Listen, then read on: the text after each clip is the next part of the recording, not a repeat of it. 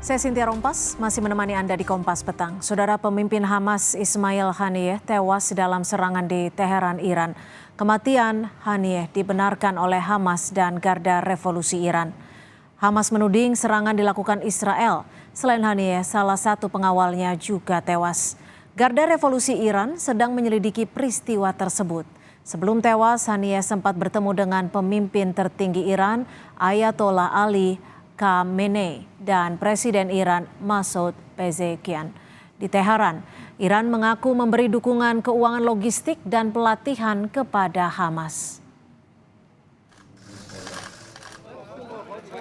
Ismail Haniyeh pernah menjadi Perdana Menteri Otoritas Palestina pada 2006 setelah Hamas menang mayoritas dalam pemilihan legislatif Palestina tahun itu.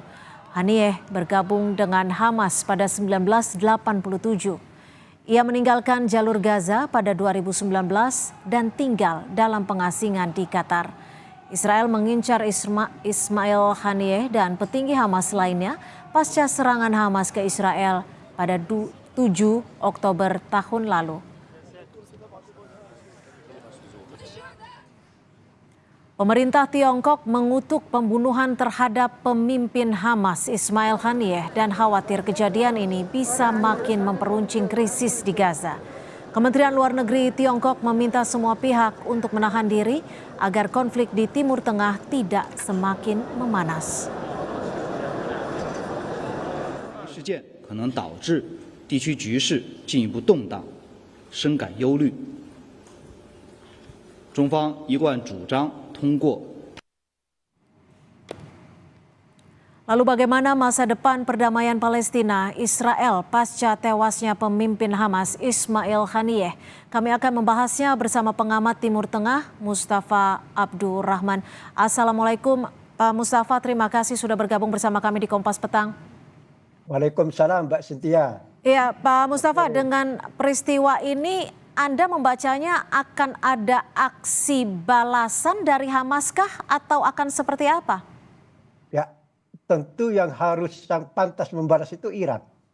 Beberapa menit yang lalu, Garda Revolusi Iran secara resmi menuduh Israel di balik tewasnya pemimpin Hamas Ismail Haniyeh dan berjanji akan melakukan balasan secara maksimal. Sebelumnya juga pemimpin spiritual Iran Ali Khamenei juga secara resmi menuduh Israel di balik tewasnya Ismail Haniyeh di Teheran dan juga berjanji akan melakukan balasan secara maksimal. Sekarang yang ditunggu kapan Iran melakukan balasan tersebut dan bentuknya bagaimana. Kalau melihat statement dari Garda Revolusi Iran maupun pemimpin tertinggi Iran, balasan pasti terjadi, lambat, cepat atau lambat. Sekarang yang ditunggu bentuknya seperti apa balasan tersebut. Dan kapan? Kapan? Oke, ini kan Iran terang-terangan mengakui Hamas. Apakah kejadian ini akan membuat Iran semakin terlibat lebih dalam lagi antara konflik Hamas-Israel? Kalau melihat pernyataan beberapa menit lalu dari Garda Revolusi Iran maupun pemimpin spiritual Iran Ali Khamenei, maka indikasinya Iran akan semakin terlibat dalam konflik di Timur Tengah ini. Jadi pasca tewasnya Ismail Haniyeh, aturan main di Timur Tengah itu akan berubah, di mana Iran akan terlibat langsung dalam konflik Israel-Palestina tersebut. Artinya apakah bisa dibaca bahwa peperangan di Timur Tengah ini akan semakin meluas dan semakin masif? Ya, saat ini pun sudah cukup meluas ya. Sudah bisa disebut perang regional. Karena yang terlibat perlawanan terhadap Israel itu tidak hanya Hamas, tapi Hizbullah di Lebanon, kemudian kelompok Al-Houthi di Yaman, dan Israel pun sudah melakukan balasan terhadap mereka-mereka ini. Beberapa hari yang lalu pesawat Israel sudah mengebom kota Hudaybah di Yaman. Kemudian juga melakukan serangan ke tadi malam ya, salah satu komandan militer Hizbullah juga tewas, yang namanya Fuad Syukur. Jadi sebetulnya perang ini sudah perang regional tapi masih terbatas. Nah, yang kita lihat nanti pasca tewasnya Ismail Haniyeh, ini apakah perang ini akan semakin meluas dan semakin besar Apalagi kalau Iran betul-betul melaksanakan ancaman tersebut akan melakukan balasan secara maksimal terhadap Israel. Lalu apakah Palestina juga baiknya merespon terkait kejadian ini dan reaksi yang dikeluarkan?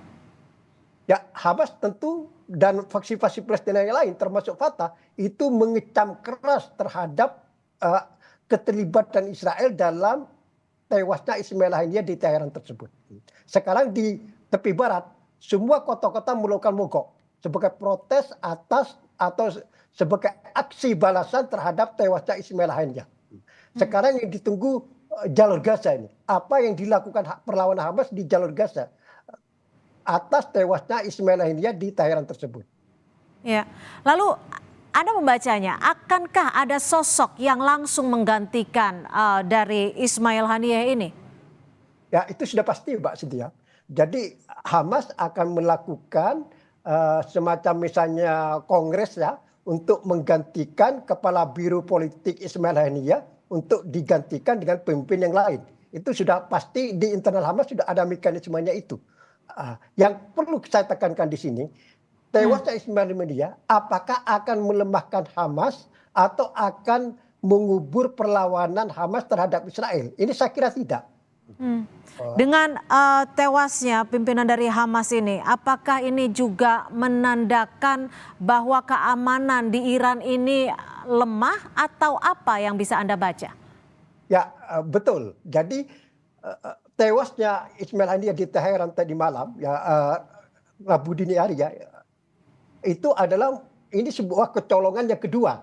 Sebelumnya kan juga salah satu ilmuwan terkemuka Iran yang namanya Mohsen Fakhrinazad, itu kan ilmuwan yang sangat berpengaruh di Iran, itu kan juga tewas oleh Mossad pada bulan November tahun 2020. Nah, ini yang kedua kalinya Iran kecolongan secara intelijen maupun keamanan dengan tewasnya Ismail Haniyeh tersebut. Oke, jika tadi Anda menyebut bahwa ada kemungkinan besar serangan balasan.